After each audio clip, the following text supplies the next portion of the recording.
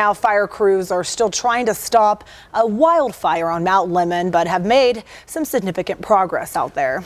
Drivers now able to head up to Mount Lemmon after the road was closed for several hours this morning. News for Tucson's Chorus Nylander is live at the base of the mountain with the very latest. Chorus, what's going on now?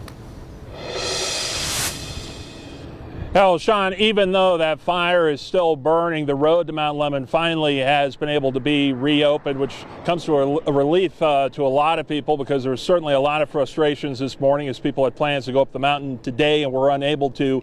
Fire crews still battling that wildfire by the Molino Basin, just a few miles up the road here. It's burned about 80 acres, but officials tell us they have been able to make progress on it, have it about 70% contained.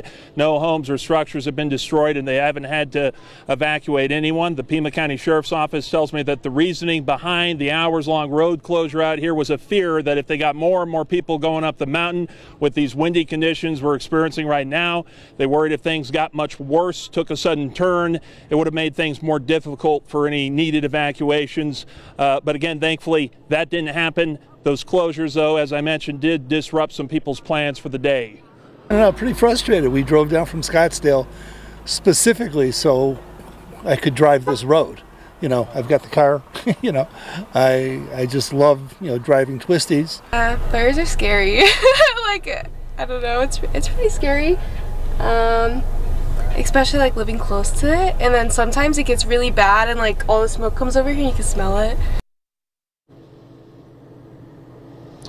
But given the fact that they have chosen to reopen the road here, it seems they are getting the upper hand on this fire and aren't so worried about the conditions we're going through right now. The cause of this fire still under investigation tonight by the Pima County Sheriff's Office.